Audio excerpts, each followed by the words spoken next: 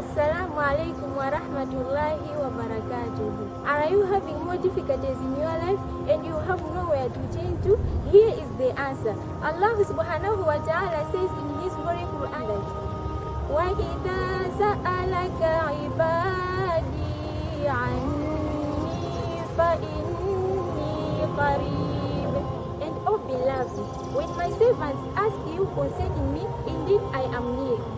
أُجِيبُ دَعْوَةَ الدَّاعِ إِذَا دَعَانِ. I accept the prayer of the supplicant when he calls upon me.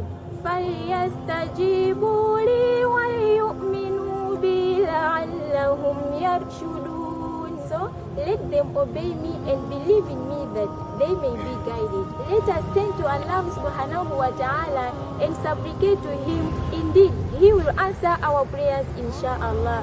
Wassalamu alaikum wa rahmatullahi wa barakatuh.